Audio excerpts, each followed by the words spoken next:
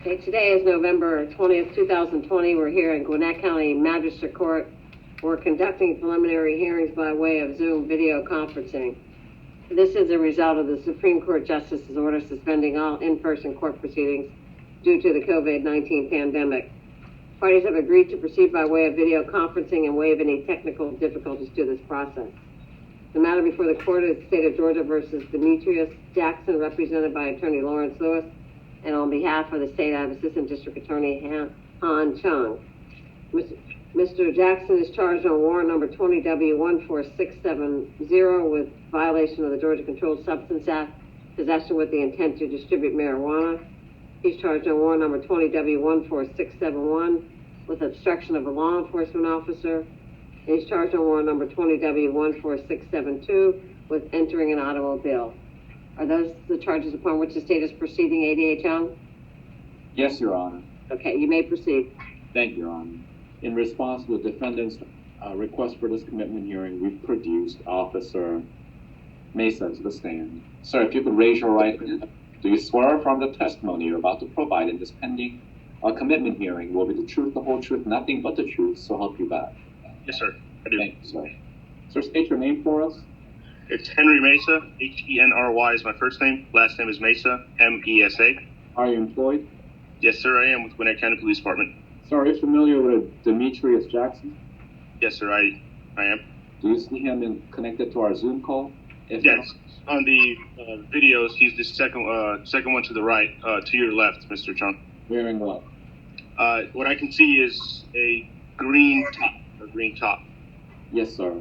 Sir, Gwinnett County Police have accused Mr. Jackson of 3 warrants that the judge cited earlier: possession of marijuana with intent to distribute, misdemeanor obstruction, and entering auto with intent to commit theft.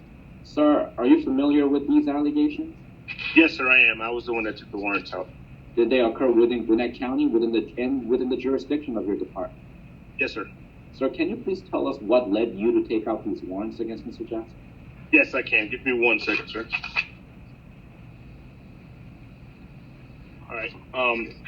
In my position that I have currently, I go through reports that happen every single day. Obviously, keep up with the statistics and everything else as crime prevention and community response unit. I came across an entering auto report where a victim stated that somebody had broken into her vehicle, taken her her wallet, along with her IDs and all her personal documentations, along with some credit cards and some debit cards. And shortly after, the victim stated, after I spoke to her, that she had received an alert from her bank stating that somebody had attempted to use her credit card at a nearby ATM and provided the location, which the location was over at, give me 1 second. The location for that one is going to be over at the Shell gas station, which is going to be 7800 Holcomb Bridge Road, which is a Shell gas station. She stated that somebody had used her credit card, or attempted to use her credit card twice to try to take money out of the ATM using her card that was taken from the entering auto a couple minutes beforehand. She actually went to the Shell gas station and attempted to get video herself. Obviously, the gentleman at the clerk stated to her that she could not get video without police. And she noticed that she walked over to the ATM and noticed that there was still a receipt, which I still have in my files, with a timestamp of 12:34 a.m. on the 19th, which had her card number, and it had a requested amount of $20 that was attempted to be taken out of her credit card, which matched the same amount that was alerted to her at the beginning when she noticed her card was broken into and her cards were taken. The following day, on the 20th, I went over to the Shell gas station, spoke to the clerk, and was able to get video footage of the incident. And around that time, around 12:30, you see 2 individuals walk in to the store. One is wearing a red Nike hoodie with a blue book bag. He has his hoodie over his face, doesn't have a mask, and wearing dark-colored jeans along with some dark-colored shoes. And then there's another individual that's with him that's wearing a bright yellow hoodie with a black Nike face mask, COVID mask, wearing light blue jeans with bright red shoes. I was able to obtain the video footage. You're able to see that the male in the yellow was walking throughout the store, kind of like as a lookout. And the gentleman in the red hoodie actually goes up to the ATM and attempts to use the ATM multiple times, but is not successful in getting any money out of the ATM. I was able to run through the video, was able to get a face shot of the initial suspect with the red hoodie because he didn't have a mask on. I ran that facial recognition shot, the picture that I took through some of our police resources that we have, and was able to get a positive hit identification of the suspect, and pulled a booking photo from our local Gwinnett County Police, Gwinnett County Jail database, and was able to get a picture of him there, and was able to match those two with the tattoos that the male has, as he has a distinctive tattoo in the center of his forehead, which is a cross, along with multiple tattoos around his eyes that match the same as the gentleman that was on the booking photo, and the positive hit from the source that I used for the facial recognition. That gentleman's name is the co-suspect, which is obviously, he hasn't been arrested yet, but it's Mr. Corey Renard Robinson. I was not able to identify that day the gentleman in the yellow hoodie due to the face mask. I couldn't do a positive identification with the facial recognition with the mask, but I was able to get enough and secure warrants for Mr. Bernard, which is the co-suspect in this case, and was able to get a actual address for him, which comes back to 3896 Moran Way, apartment D as in Delta, and we were able to write up a search warrant in efforts to try to locate him, as he was seen recently at that residence. We executed that search warrant on the 20th. On the 20th, we executed a search warrant. Let me just verify the date for you really quickly. I've got the search warrant right here in front of me. And did the unerring auto occur on the October 19th of 2020? Yes, the unerring auto occurred October 19th, 2020. It happened at 6349 Baker Court, apartment B, which is going to be the victim's boyfriend's apartment. And it happened roughly around, she stated, it happened roughly around 12:30, which was about approximately 4 to 5 minutes prior to her car being used just down the street, as the gas station was basically a block away. It was the next street over.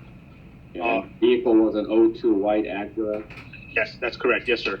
So I'm just trying to verify the date for you for the search warrant. I don't want to get the dates crossed over. Give me 1 second. If I were to tell you October 19th is the date on your warrant, would that be an accurate date?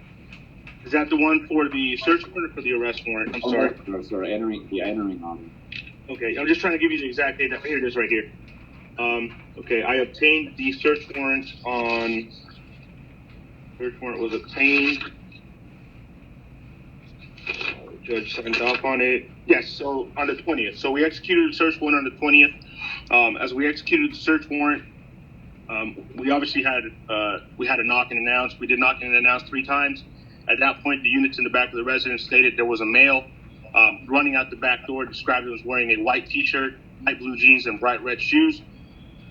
The officers pursued the suspect, telling him to stop, that they were police. By that point, they were able to catch up to him and get him under arrest, which at that point, the person that was identified was the suspect that we have here with us in front of us today, which is Mr. Jackson. Demetrius Jackson is the one that we caught that day. After looking at the clothing that he had on that day, which was just the day after the entering auto occurred, the gentleman was seen wearing the same shoes and same pants that were used during the offense at the Shell gas station. Obviously, he didn't have the yellow hoodie on his person at that point, but he did have the same shoes and pants as on the video. Once we secured him, we asked him if he wanted to speak to us. He obviously read him as Miranda. He declined wanting to talk to us. We continued with our search warrant of the residence. Inside the search warrant, inside the residence, we were able to locate. Just about every single item that the victim reported on the initial report. Her debit cards, her social security cards. She had some, movie passes, debit cards. She had some. She had her hiring card, multiple IDs that were located in there. She had her membership card for Costco, Sam's. Also located her brown Michael Kors wallet, her purse also. And then we were able to, multiple IDs, high school IDs, Georgia driver's licenses, and everything with her name, along with her, chain and everything else. So most of her items were located inside of that residence.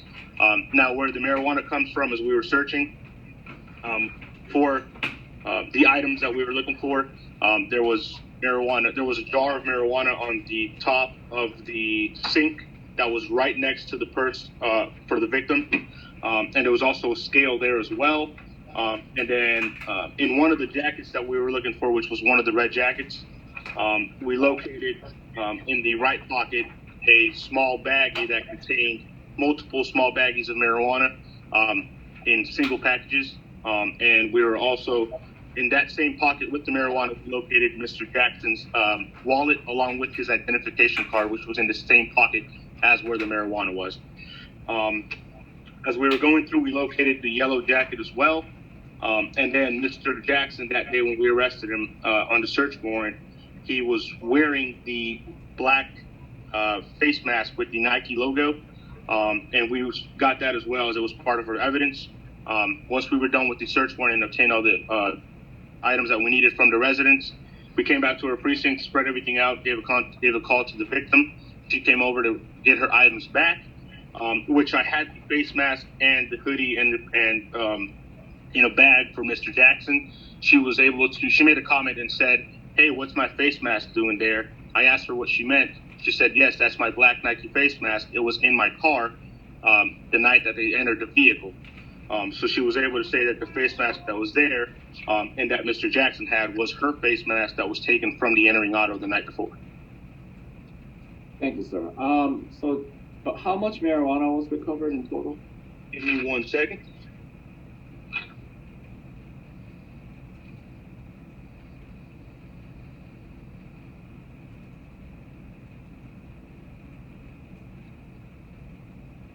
On my property sheet here, just give me 1 second. We've got everything kind of scattered throughout the.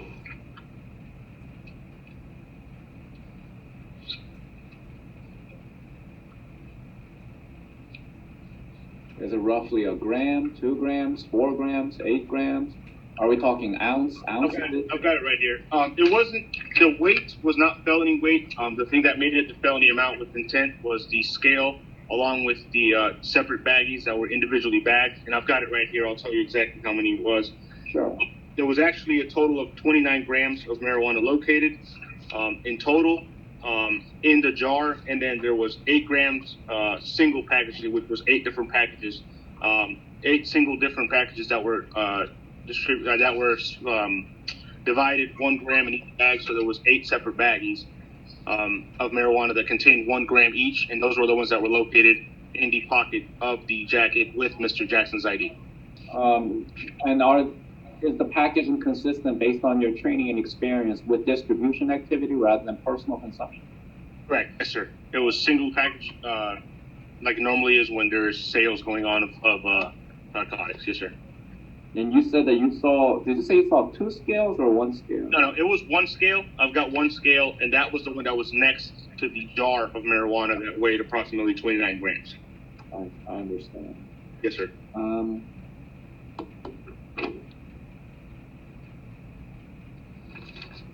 The obstruction here is allegedly fleeing from the police when they knocked and announced to enter the residence. Is that correct?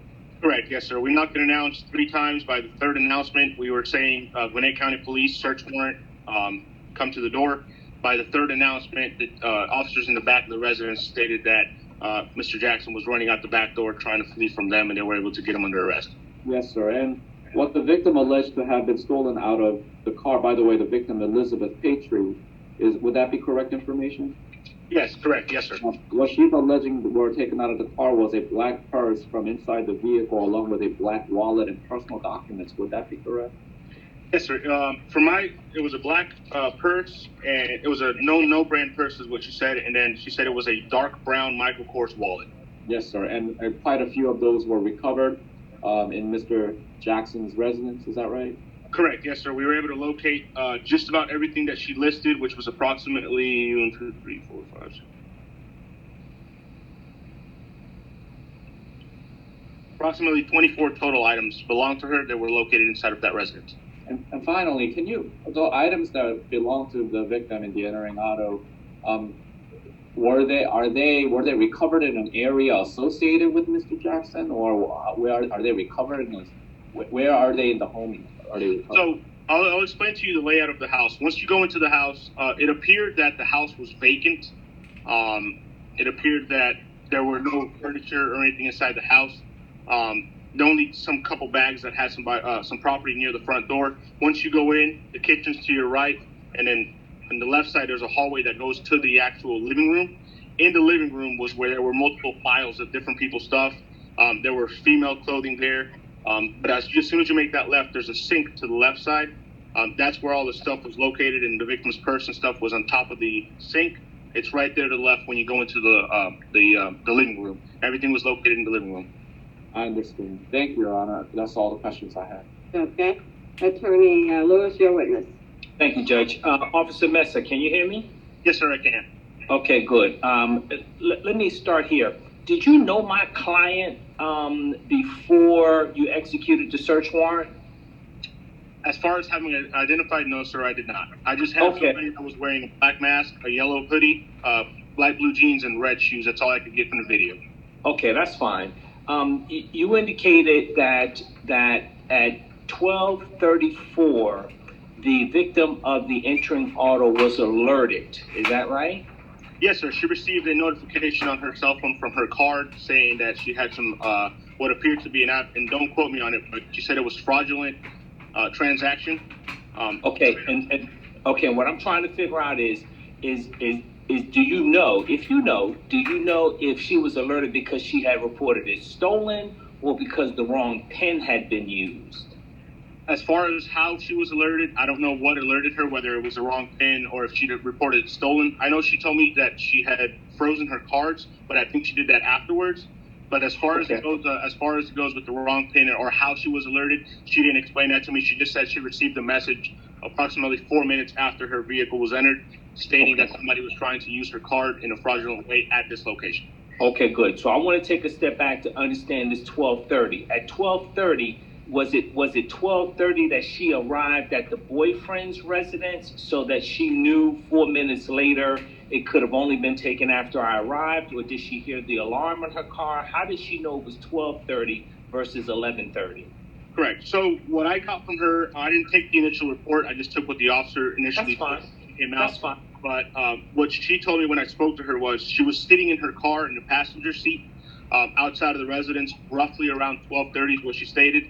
She stated she walked inside the residence because she had forgotten something inside. When she came back outside, she noticed that her purse and stuff was missing. But she stated that her purse was there with her right at around 12:30 when she was in the car waiting for her boyfriend to come back out. Okay, so basically she was with the car up until 12:30, and then Correct. it went missing after 12:30. Correct. Yeah, she was outside, parked in front of the apartment at that point. She said she forgot something inside or had to go inside for a certain reason.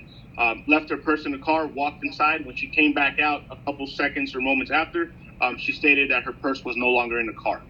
Okay, the card is being used at 12:34 a.m. Is that at a QT, you said? No, sir. It's at a Shell gas station at 7800 Holcomb Bridge Road. They have inside video. Did they have outside video such that you were able to tell how the folks arrived at the location? Yes. So I pulled all the video cameras that they had, and I went through hours of video, and I noticed that the camera that they had facing the parking lot, the two individuals come walking. They're not in a vehicle. They come walking from the direct direction of Baker Court. Like I said, if you look at the parking lot on the right-hand side, you go right, and the next block over is Baker Court, where the incident occurred. They come walking from that direction up this direction into the store. Okay, and as I understand, the dude in the red hoodie, he's the one at the, I'm going to call it the Mac machine trying to withdraw money. Is that right? That is correct, sir, yes. Okay. He's the one that's in front of the ATM when he walks inside the store. Okay, and that person, and I have his name written down, Corey Robinson, that person hasn't been apprehended, has he? So after our search warrant, and from one of the neighbors, when we were in persecution of Mr. Jackson, officers stated they saw one person, but multiple witnesses stated there were two males in the residence that ran away, and we were only able to get one. Officers never saw the second one, which we believe is Mr. Corey, that ran from the residence that they were coming out of, Mr. Okay, to date he hasn't been caught. As far as I've checked, he has not been caught yet, yes, sir. Okay, and so it's fair to say he hasn't made any statement, is that right? That is correct, sir. We haven't had a chance to speak to him. My client, who you identify as the person in the yellow hoodie, as the lookout. He never approaches the Mac machine. Is that right? No, once they come into the store, the male in the red hoodie goes straight to the ATM, which the ATM, I'll give you a better view of it. As soon as you walk into the store, on the right-hand side, right next to the doors where the ATM is, he goes there, the other individual goes to the next lane over, goes down the row, comes back over, and kind of stands near the front, kind of doing what a lookout would normally do from my training and experience, and never approaches the ATM machine. Okay. For the financial card transactions. Okay. The search warrant is executed within 24 hours. It's the next day. Is that right? Yes, sir. The incident happened on the 19th. I was able to obtain the search warrant on the 20th. Approximately, I believe it was roughly 1,400 hours. And it was 15:30. And you told me, but I missed it. How did you get that address for the search warrant? Correct. So when I did the facial recognition on the subject that did not have a mask, the guy in the red hoodie, Mr. Corey, I ran the facial recognition, got a positive identification on him, matched that with the tattoos and everything else that we had in our Gwinnett County Sheriff's database.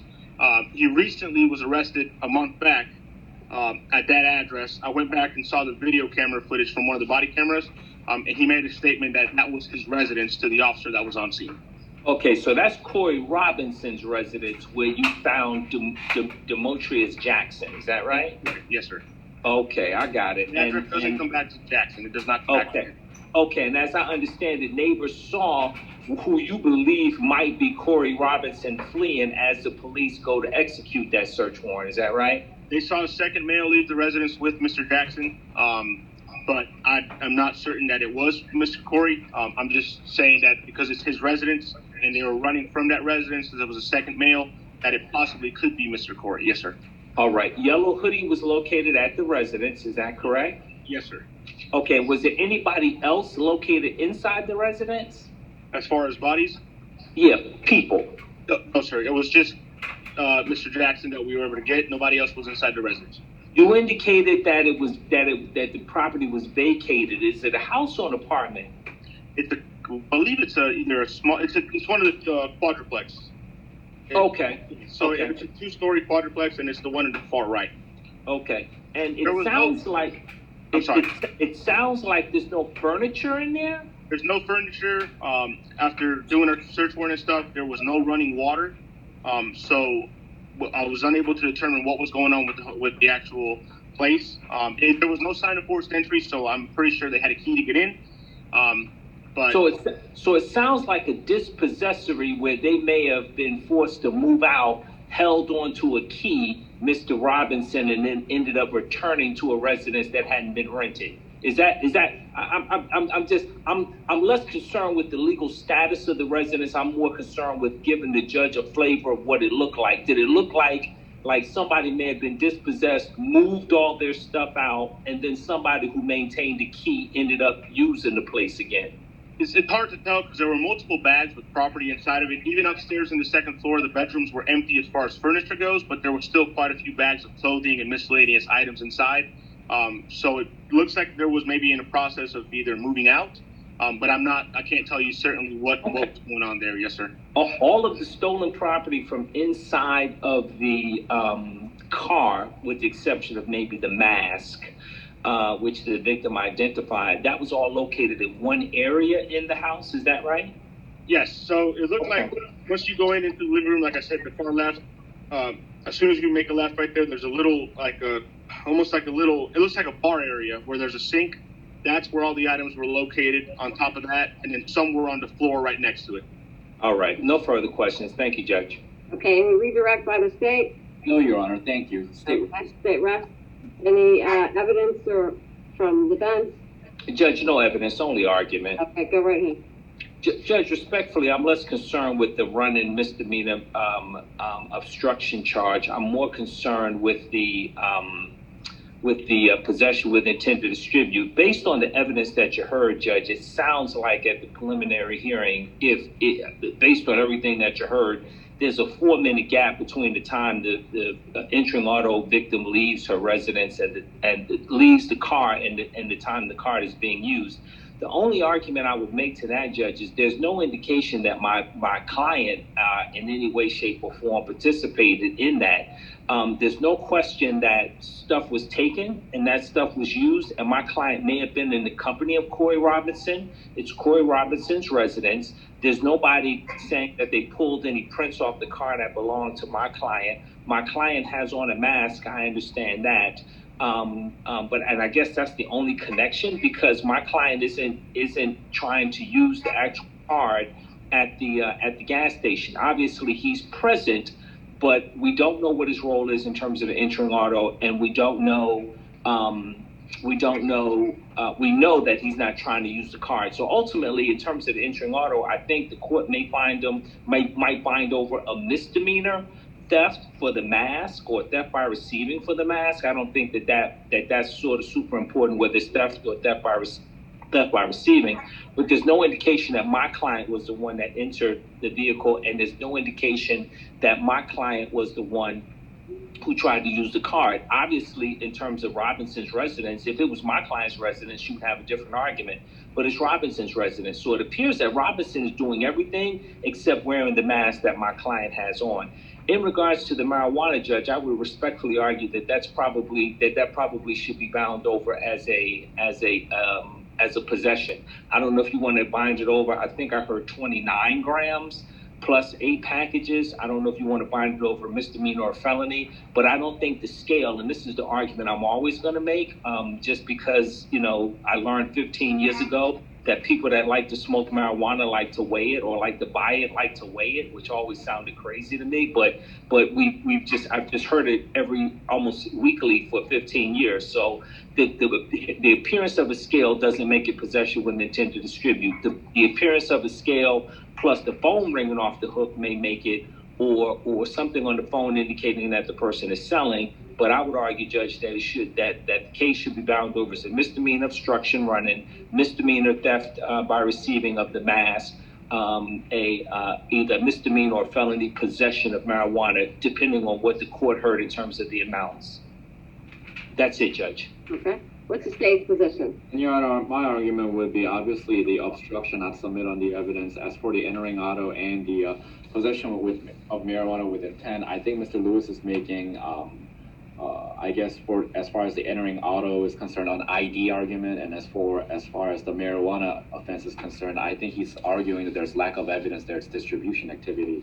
I just want to state to the court that for probable cause purposes, the officer here did testify that based on his training and experience, that the marijuana, the way it was possessed and packaged, was consistent with narcotics distribution activity. As for the entering auto case, the identity issue, Your Honor, currently at our level, I believe, I would like to submit to the court that there is sufficient probable cause to bind it over as charged.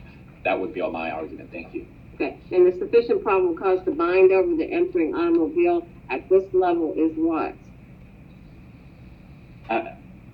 Sufficient. Are you asking me for? Yeah, in terms of the testimony, it was saying court the entering auto charge. So allegedly we have a break-in, and we don't know, to Mr. Lewis's argument, I understand, we don't know whether 1 or 1 million people broke into that car.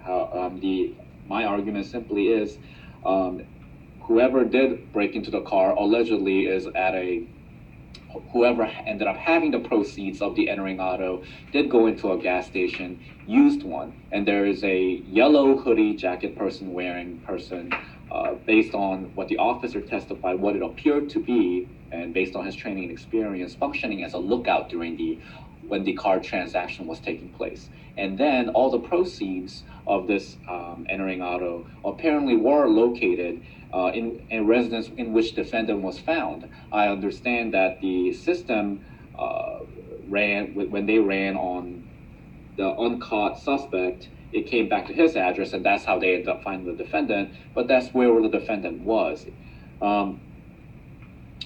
And not only that, I did ask the officer, where did you locate these items? He stated that it was in a common area and there was not much furniture, and it was visible to anybody who would have been there. So that would be my argument as far as the entering auto identity issue is concerned, Judge.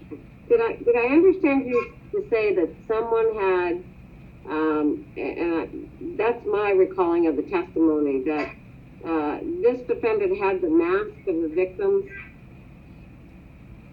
Wearing them, yes, Judge. Yeah, this defendant. My client, Jackson, had was supposed to be the wearing. mask of the Yes. victim. Correct, okay. Yes. All right, I do find sufficient probable cause to bind you over on entering an automobile. I find obstruction of a law enforcement officer misdemeanor, and I do find possession with the intent to distribute the marijuana. Judge, I'm going to ask to be heard on the issue of bond. Okay, go right ahead. He has a bond which I assume is $10,000, and with the surcharges takes it up to $12,650. That's what I suspect it is. I'm going to ask the court to consider cutting that bond in half to $5,000 based on the evidence you heard. My client's 24 years old. He's residing locally in Norcross.